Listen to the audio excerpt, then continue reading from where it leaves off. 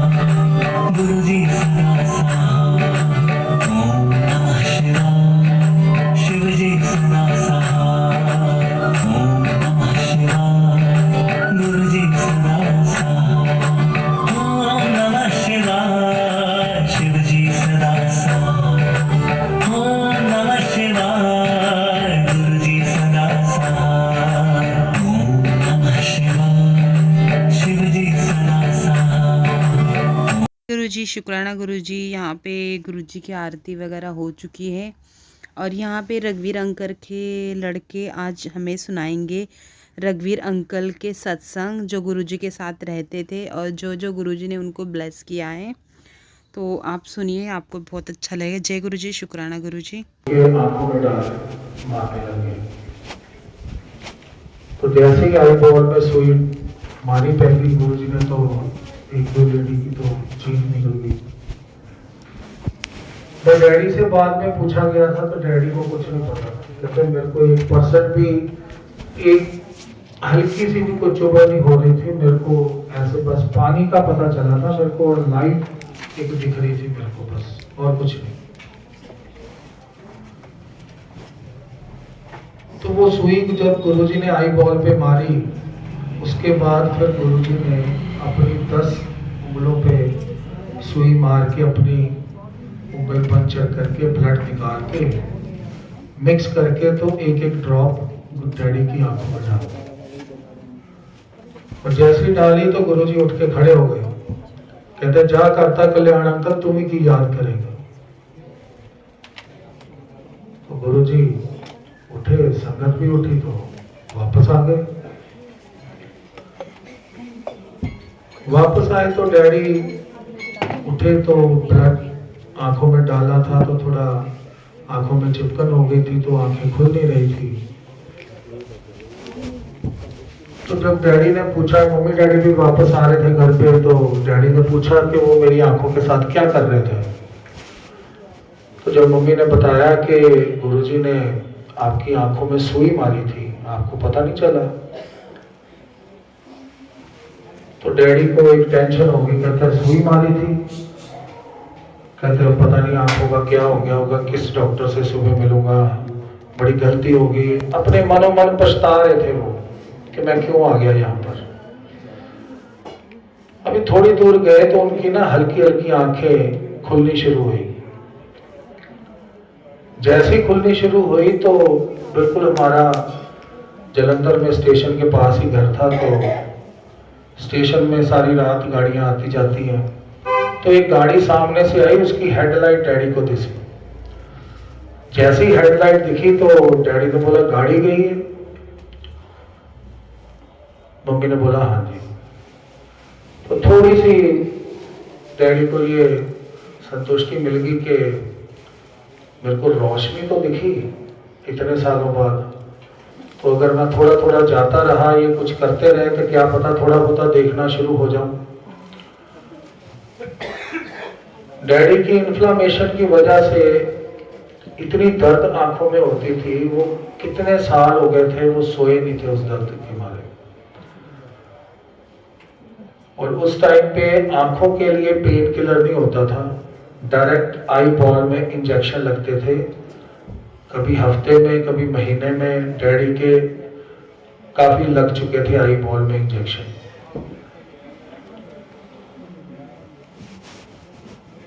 तो जब घर आए तो आते ही डैडी को बड़ी नींद आ रही थी, बेड पे लेटे। और मैंने पहले बताया कि इस दर्द की वजह से डैडी बहुत साल हो गए थे सो नहीं पा रहे थे। 2 घंटे सोते थे, फिर दर्द होती थी, उठ जाते थे, फिर कुछ ना कुछ करते होंगे, फिर नींद आती थी, फिर सो जाते थे। तो उस दिन जब गुरुजी से मिलके आए तो जैसे ही बेड पे लेटे, उस सुबह 6 बजे उनकी जाग खुली। और जैसे ही सुबह 6 बजे उठे तो उनका पूरा का पूरा आंखों का विजन वापस था, एक एक चीज उनको दिख रही थी। और वो तो खुशी से मारे चिल्लाने लगे। अंकल रिकॉर्डिंग,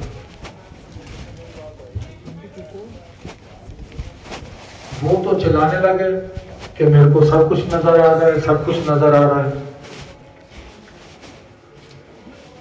तो सारे घर वालों ने पूछा क्या नजर आ रहा है। कहते मेरे को सब कुछ नजर आना शुरू हो गया, मेरी आंखें ठीक हो गई।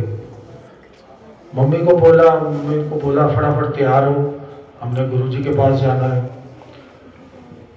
तो इतनी हबड़ा दबड़ी में दोनों मम्मी डैडी तैयार होके घर से निकल गए।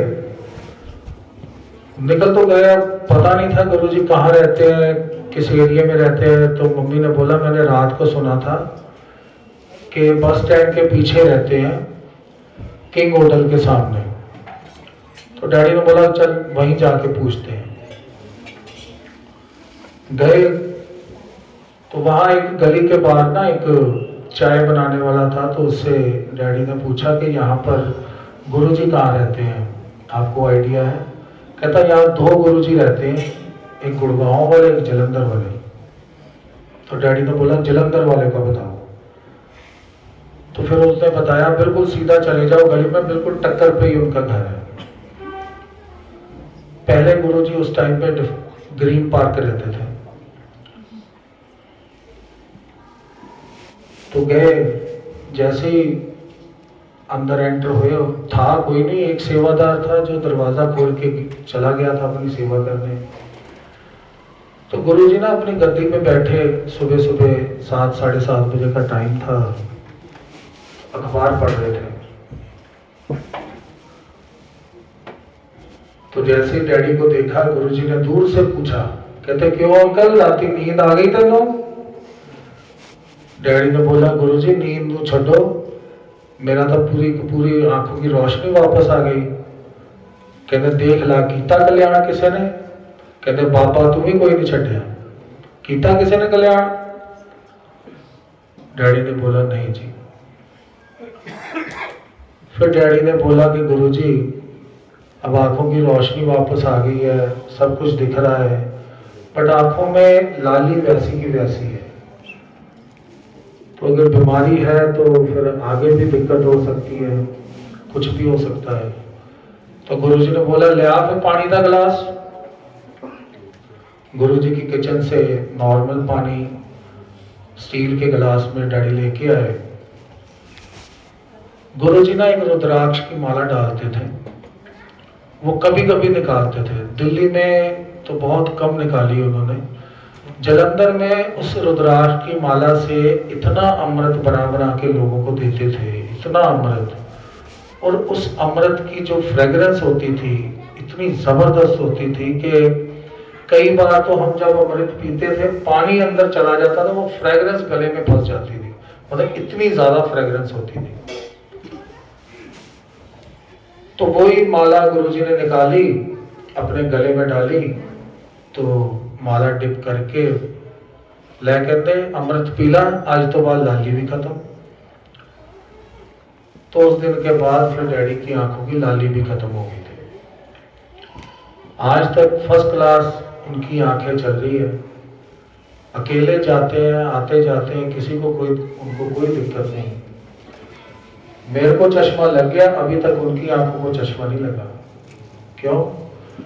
क्योंकि उस पे गुरुजी की कृपा इतनी बेहतरीन है कि गुरुजी ने अपना ब्लड निकाल के उन आंखों में डाला हुआ है। कितनी बड़ी बात है। तो कुछ टाइम निकला तो गुरुजी जितने भी लोग आते थे, कोई ना कोई प्रॉब्लम बतानी, कुछ करना, गुरुजी ने ना उनको कर्मों का बहुत समझाना। किसी ने बोलना ये दुख है, किसी ने कुछ, कहते तो आडे ही बीजे हुए हैं, परमात्मा ने कभी किसी को दुख नहीं देता। गुरुजी कहते थे ये दुख आपके ही बनाए हुए हैं, परमात्मा किसी को कोई दुख नहीं देता, ना वो चाहता है कि हम कोई दुखी हों। ये हमारे कर्म ऐसे हैं जो घूम फिर के हमारे सामने आते हैं। कुछ कर्म हमें काटने होते हैं, कुछ अगर गुरु कृपा कर दे तो वो माफ भी करवा देता है, बट माफी बहुत कम लोगों को मिलती है, ज्यादातर हमें काटने पड़ते हैं। गुरु की शरण हमें इसलिए ताकत देती है कि हम उन कर्मों के हिसाब से जो जो इंसान को दुख तकलीफ आती है कि वो हमें एक ऐसी पावर देता है कि उस दुख से हम ऐसे निकल जाते हैं जैसे मक्खन में बाल, पता नहीं चलता। कई बार हमारे साथ तो बहुत हुआ है, हमारी तो पूरी की पूरी लाइफ ही ऐसी है कि इतने दुख आए, सब कुछ पता नहीं चलता, बस गुरु जी को याद करते हैं, अपने आप ठीक हो जाता है। फिर गुरु जी ने समय डाल के गुरु जी ने डैडी को बताया, कहते अंकल तेन पता पहला तेरे मैं कर्म पूरे किए, फिर अखा की रोशनी वापस की। गुरु जी ने बोला बताऊं कैसे?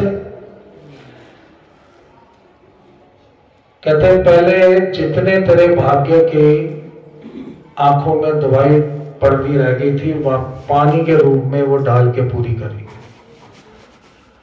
जितने तेरे भाग्य की इन्फ्लामेशन तेरी आंखों की रह गई थी, वो मैंने आग जला के उसको हीट दे के पूरी करी।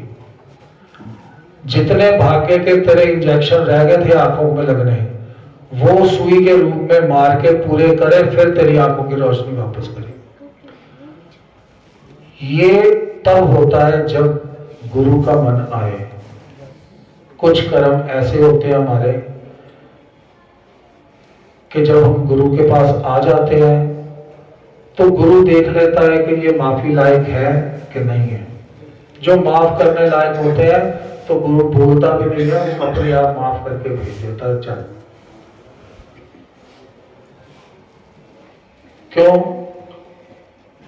परमात्मा गुरु रूप ये हम इंसानों से बहुत प्यार करते हैं।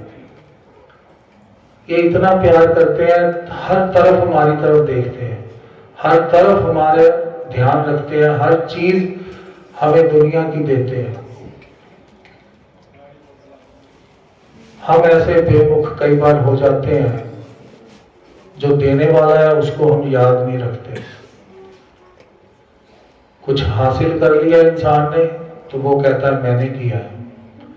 जब वही चीज चली जाती है तो फिर हम कहते हैं परमात्मा ने ले ली, तो दी भी तो उसी ने थी।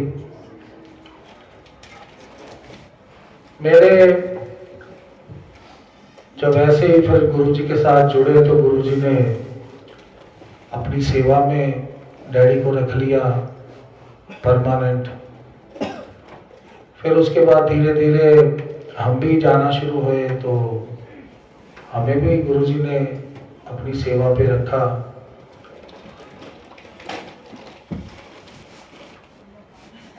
उसके बाद जब काफी सत्संग है उसके बीच, तो बहुत कुछ गुरु जी ने हमारा संवारा है, बहुत कुछ शिक्षा दी है, बहुत समझाया है।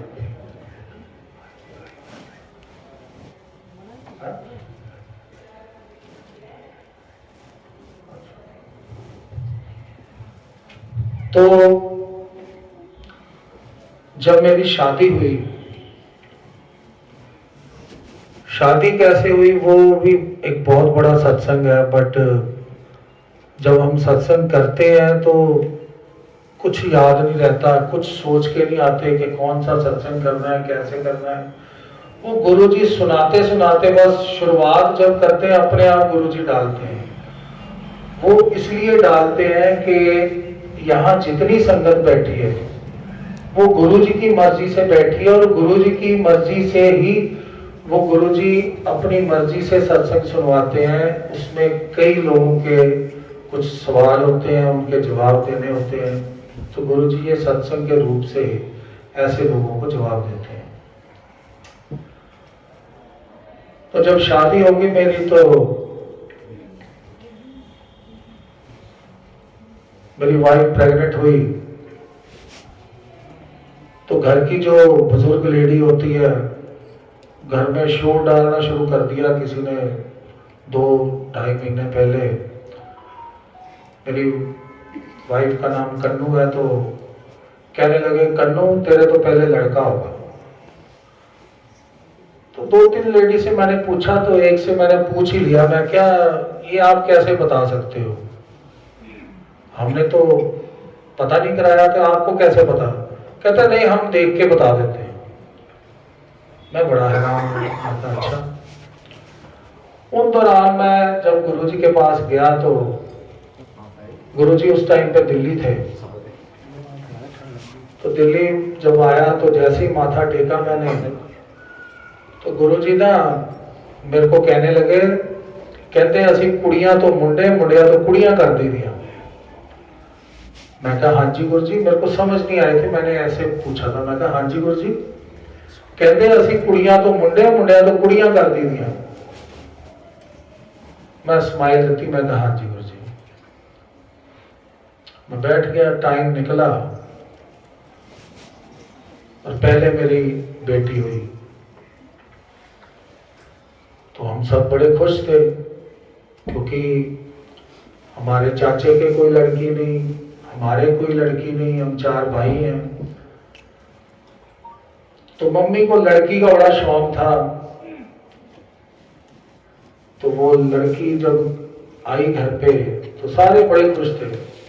हम गुरुजी के पास गए माथा टिकाने। विसाखी वाला दिन था, तो फंक्शन बड़ा चल रहा था। तो गुरुजी ऐसे बाहर बैठे थे, गुरदास मान भी आया था, उसकी स्टेज लगी हुई थी। तो माथा टिकाया, तो बैठे बैठे जब वो गाने में थोड़ी सी ब्रेक आई तो गुरुजी ने मेरे को बुलाया। कहते तेनों पता मैं कुड़ी तेनों क्यों देती है? कह के देती तेनों, मैं याद है ना? मैं कहा हाँ जी गुरु जी। कहते जिन्नी भी दुनिया तू देखता पिया सब मुंडे लैन आती मेरे को। 10 कहते कोई कुड़ी मंगण आंदा, सब मुंडे लैन आती है। कहते कुड़ी मैं ओनू देना जिन्ना मैं प्यार करता।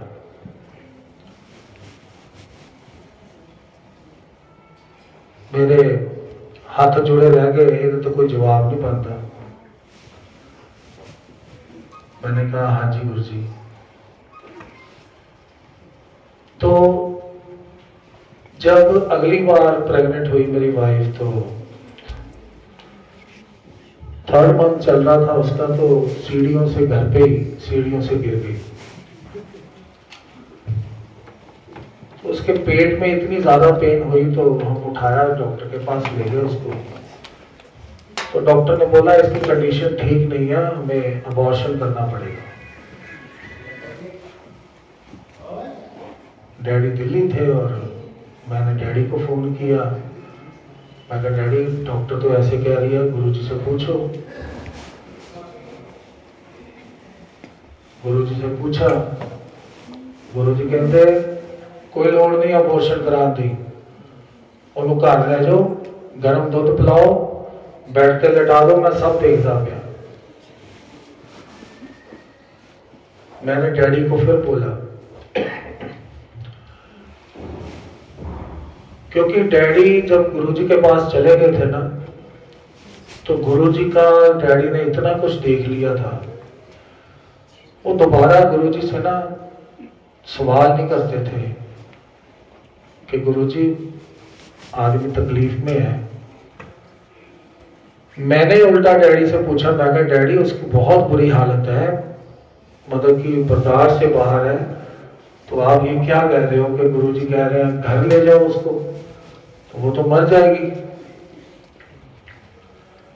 डैडी ने मेरे को बोला कि तेनों पता ना गुरुजी दोबारा बार बार गल नहीं करते, जो उन्होंने कहता कि देखते पे तो देखते पे। तो हम गए, डॉक्टर मैं अंदर गया, मम्मी को बताया कि ऐसे ऐसे गुरुजी का हुक्म है, लेके जाना घर। हम जब चलने लगे तो डॉक्टर ने रोक लिया, पुरानी जानकार है, आज भी जानती है बड़े अच्छे से। हमारे जितने भी जॉइंट फैमिली है सारे बच्चे उसी के हाथ से डिलीवर हुए। तो जब हम उठने लगे तो मम्मी ने बोला कि ऐसे ऐसे गुरुजी से पूछा है, तो उन्होंने कहा अबॉर्शन नहीं करवाना, इसको घर ले जाओ। तो डॉक्टर ने बोला कहते इसकी हालत देखी आपने, ये घर नहीं पहुंच पाएगी। तो मैंने फिर मम्मी को बोला, मैं कहा चलो उठो चलिए। तो उस डॉक्टर ने हमें यहां तक उसने बोल दिया, कहते अपनी नहीं ना हैगी तां ही लैके चले हो, जे अपनी होंगी तो फिर देखते कितना लैके जाता। ये जो चीज है ना, ये जो पार्ट आता है गुरु की माने कि अपनी माने, ये पार्ट आपने कैसे पार करना है, ये आप अपने दिमाग में जरूर रखना। बस यही आखिरी स्टेप होता है जो आपका, जिससे आपने निकलना है। जेड़ा मरिया नूं जिंदा कर सकता, वो जिंदे नूं जिंदा नहीं रखेगा। बस यही चीज दिमाग में सोच ली। हमने उठाया, गाड़ी में बिठाया, घर ले गए। जो गुरुजी ने बोला था, गर्म दूध पिलाया, बेड पे लिटा दिया। और गुरुजी ने बोला था कंप्लीट बेड रेस्ट। थोड़ा रिलीफ मिल गया, थोड़ी ठीक हो गई थी वो शाम तक। शाम को हमने फिर दूध पिलाया, रात तक बिल्कुल ठीक हो गई। 2-3 दिन निकले तो उसने बोला कि मैं बिल्कुल ठीक हूँ। तो मैंने उसको उठने नहीं दिया। मैं कहा नहीं, गुरुजी का हुक्म है, कंप्लीट बेड रेस्ट, तू लेटी रह, बस सिर्फ वॉशरूम जा, उसके अलावा कुछ नहीं। तो बार बार बीच में वो बोलती रहती थी कि नहीं तुसी गुरुजी को पूछ लो, मैं ठीक है गया, चलो उठन तो दो। मैं कहा नहीं, पूरा नहीं उठना। जब उसका टाइम निकल गया, दोबारा जब स्कैनिंग का टाइम आया तो हम उसी डॉक्टर के पास लेके गए थे। डॉक्टर चंगी है, बहुत अच्छी लेडी है जलंधर में, लालची नहीं है। तो हम उसी के पास जब गए तो स्कैनिंग होनी थी दूसरी, तो स्कैनिंग करी, करके बाहर आई तो आते ही उसने ये शब्द बोला, कहते सब ठीक ठाक है, बच गए हो आप, आपकी किस्मत अच्छी थी।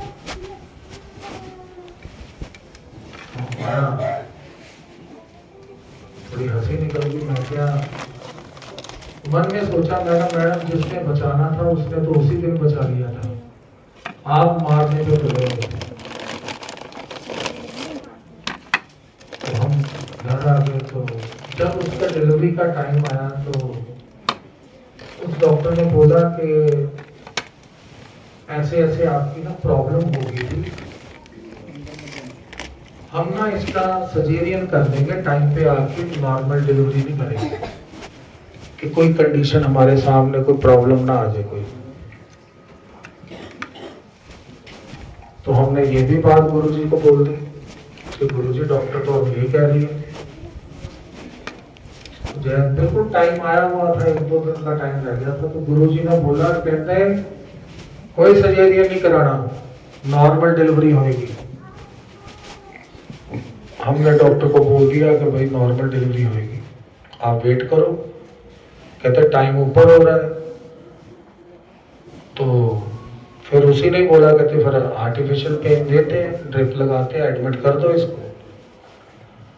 हमने एडमिट करवा दिया। 1 दिन, 2 दिन, तीसरा दिन चढ़ गया, वो पेन नहीं ले रही थी, उसकी प्रॉब्लम बढ़ती जा रही थी। फिर बढ़ती गई, 2 दिन ऊपर चले गए। डैडी जलंधर में थे उस दिन। डैडी ने गुरुजी को फोन किया, कोई जो सेवादार था उसके मोबाइल पे। गुरुजी ने बोला, एक बारी क्या नहीं, नॉर्मल डिलीवरी कहनी, उस डॉक्टर को कह दे नॉर्मल डिलीवरी ही होएगी। हमने उसको बोला तो वो ओटी में ले गई थी, सारी तैयारी कर ली थी। तो जब लास्ट टाइम भी गुरुजी ने बोला कि नहीं नॉर्मल डिलीवरी करनी, तो उसको हमने बोला तो डॉक्टर ने ना ओटी से बाहर निकाल दिया। और उसके इतनी अंदर घबराहट शुरू हो गई थी, पता नहीं कितनी मेडिसिन जा चुकी थी उसके अंदर, वो एक अलग ही रिएक्शन उसकी बॉडी में हो गया था, घबराहट होनी शुरू हो गई थी। वो तो बाहर आई, जब बोलने लगी, कहती है मेरे को तो कुछ दिख रहा है, मैं जा रही हूँ, ये है वो है। तो जब ये हालत, तो दोबारा डैडी ने फोन करके गुरुजी को बोला कि गुरुजी वो तो ऐसे ऐसे बोल रही है, उसकी तो बहुत बुरी हालत है, डॉक्टर ने तो उसको ओटी से भी बाहर निकाल दिया, कहते मैं नहीं डिलीवरी कर सकती, आप कहीं और चले जाओ। गुरुजी कहते फोन रख, मैं कुछ करता हूं। जिसका हॉस्पिटल था डॉक्टर अमरवीर सिंह, ये सारा जो ऊपर प्रोग्राम हो रहा था तो ये सारा सेकंड फ्लोर में हो रहा था, उसको कुछ नहीं पता था। वो भी गुरुजी से मिले हुए थे। पता नहीं अपने कैबिन में बैठे थे डॉक्टर अमरवीर सिंह, जो बहुत स्लोली चलने वाले, बड़े आराम से बात करने वाले, हर किसी से बहुत मतलब कि लगता ही नहीं था कि वो बंदा इंसान है, इतना बढ़िया बंदा। वो बंदा अपने कैबिन से निकला तेजी से, लिफ्ट से नहीं आया, रैंप से दौड़ता आया ऊपर।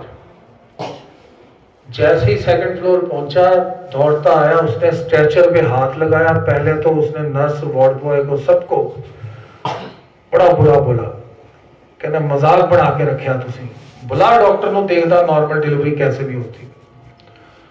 उसने स्ट्रेचर को हाथ डाला, सीधा ओटी में ले गया। डॉक्टर भी आगे भागी। डॉक्टर को भी बोला उसने, कहता चल मैं खड़ा होता हूं, देख कैसे नहीं होती नॉर्मल डिलीवरी।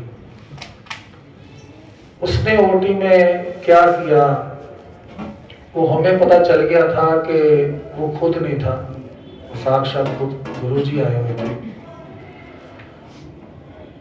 तो जब वाइफ से पूछा कि डॉक्टर साहब ने अंदर क्या किया, कुछ दवाई खिलाई तेरे को, क्या किया उसने? कहती उसने कुछ नहीं किया, मेरे को जब अंदर लेके गए मेरे मुंह में हल्का सा कॉटन रखा, लिमका डाली, उसके ऊपर एक ढक्कन, मुंह ना सूखे, और मेरे माथे पे हाथ रखा। हाथ रखते उन्होंने जपजी साहब का पाठ शुरू कर दिया। 15-16 मिनट का होता है जपजी साहब पाठ। कहते उनका पाठ खत्म हुआ, उधर डिलीवरी हो गई मेरी। 15-16 मिनट लगे, नॉर्मल डिलीवरी हुई। तो जैसे ही वो बाहर आए तो आते ही गुरुजी और डॉक्टर साहब ने बोला डैडी को, बताइया महाराज मुंडा होया थोड़े।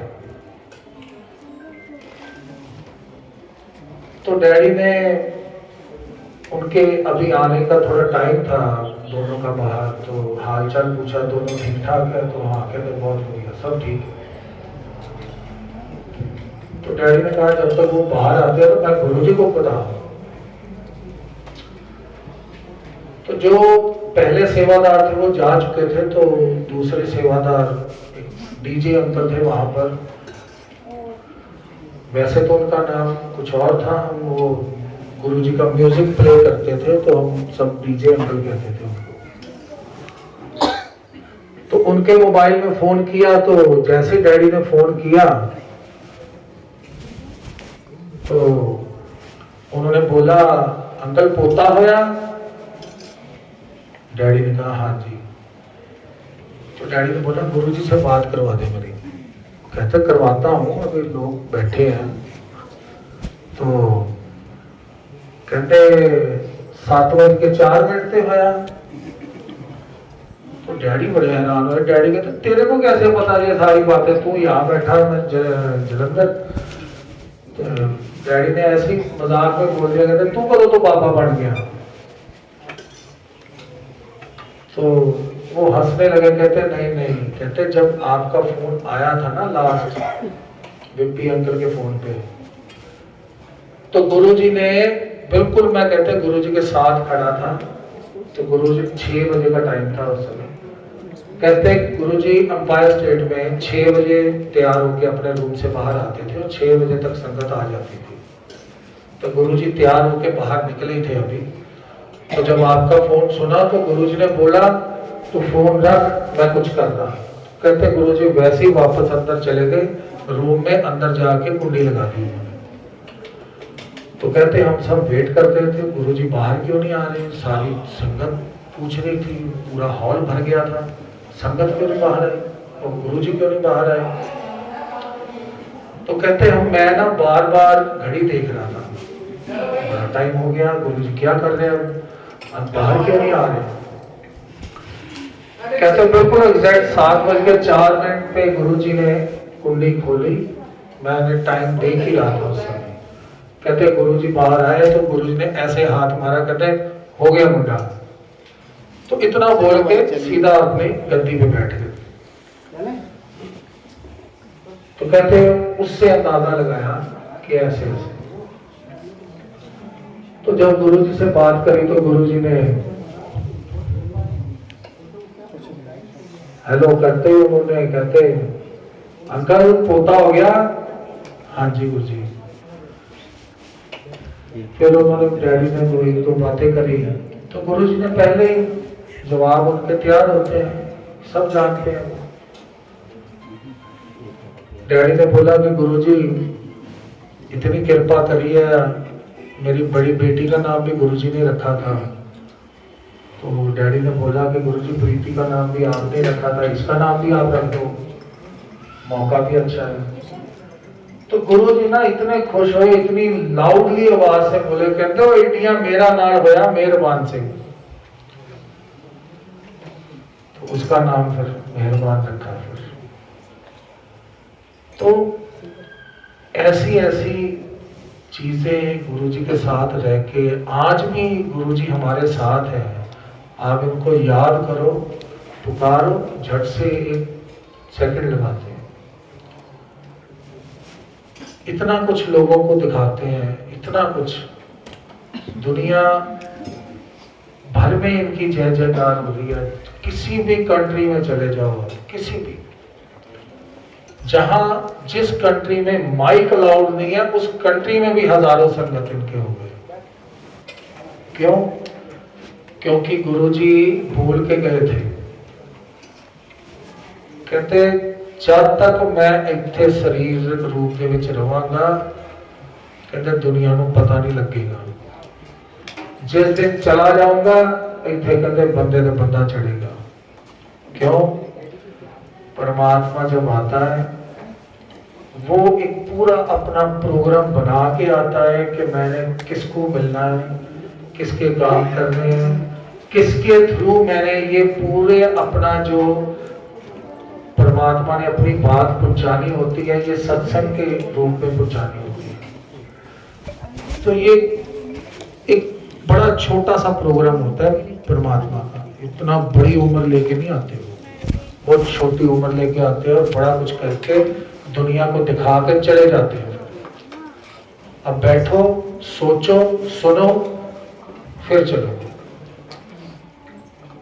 और फिर बैठ के देखते हैं अब मेरी बातों पे कौन चल रहा है और मेरी बातों को सुन के कौन इधर उधर जा रहा है। एक बहुत बढ़िया एक एग्जांपल है, आपको शायद उससे थोड़ी समझ आ जाएगी। एक महापुरुष होते थे, एक मूर्तिकार उनके पास 3 मूर्तियां बना के लेके गया।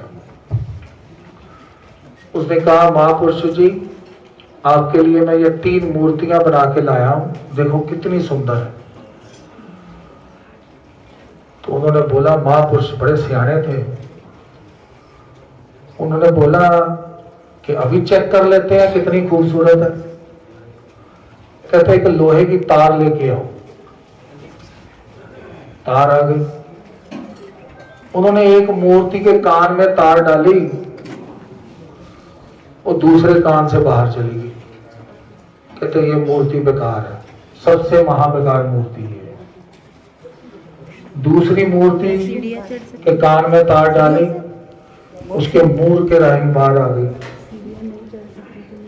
तो ये कुछ ठीक है, थोड़ी सी ठीक है, बहुत ठीक नहीं है, थोड़ी सी ठीक है। तीसरी मूर्ति के कान में जब तार डाली तो तार उसकी सीधी पेट में चलेगी। कहते हैं ये मूर्ति 1 नंबर की है, ये सबसे बढ़िया मूर्ति है। क्या है एग्जाम्पल में क्या समझाना चाहते हैं हमें? कहते सत्संग जाते हो, जो सुन के दूसरे कान से बाहर निकाल दो वो बेकार है, और जो सुन के आए आगे किसी को बता दे, शायद चलो उसके जीवन में काम नहीं आएगा, क्या पता जिसको सुना रहा है उसके जीवन में काम आ जाए, वो कुछ ठीक है। और जो सुन के घर जाके जो अपने अंदर ग्रहण कर गया वो नंबर 1। यही चीज गुरुजी हम सब में देखना चाहते हैं कि मेरे को असल में कौन याद कर रहा है, कौन मेरे को जानता है, वो यही देखते हैं। परमात्मा हमसे दूर नहीं है, बिल्कुल हमारे पास बैठा है। क्यों? वो हमें 24 घंटे याद करता है, हमें बिल्कुल हमारा ध्यान रखता है। हम 24 घंटे में उसको कितनी बार याद करते हैं? ज्यादा 5 मिनट बस पूरे दिन में।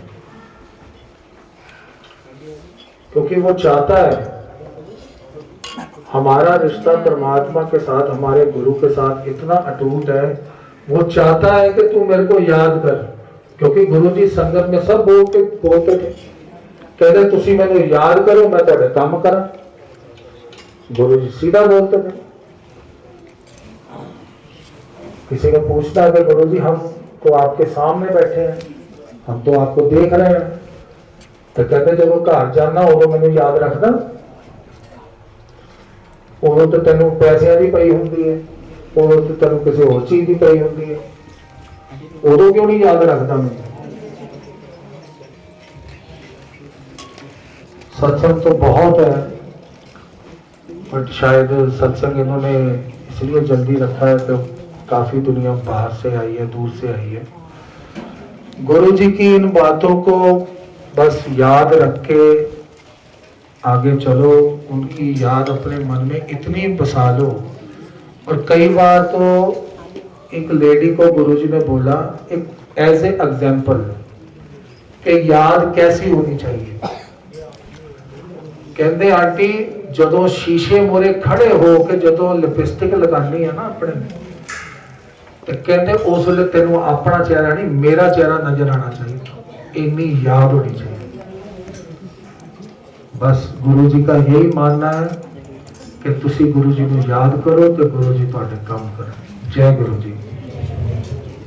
यहाँ पे सब ने अपने सत्संग सुना दिए। रघुवीर अंकल के लड़के ने भी काफ़ी अच्छे सत्संग सुनाए हैं। तो यहाँ पे हम लोग कर रहे हैं लंगर प्रसाद। तो गुरु जी के चरणों पे यहाँ पे हम लंगर प्रसाद करते हैं। हर टाइम जहाँ पे सत्संग में जाते हैं गुरु जी के सामने ही बैठ के हम लंगर प्रसाद करते हैं। तो सबका हो चुका था, हम लोग कर रहे थे। सो गाइस अभी मैं सोसाइटी में पहुँच चुकी हूँ और आपने देखा होगा सत्संग बहुत अच्छे से हुआ है।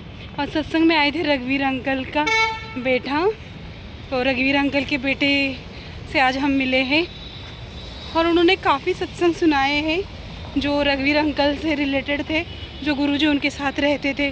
गुरुजी ने उनको ब्लेस किया हुआ है वो सारे, तो आपने सुने होंगे। आज का व्लॉग अच्छा लगा तो लाइक करना, शेयर करना अपने फैमिली और दोस्तों में। बज चुके रात के 9 बजे और 9 बजे मैं पहुंच चुकी हूँ अपने सोसाइटी में। तो चलो अभी चलते हैं और आज का व्लॉग करूँगी यहीं पे एंड। मिलते कल नए व्लॉग में ऐसा ही कुछ इंटरेस्टिंग लेके, तब तक के लिए बाय गाइस, गुड नाइट।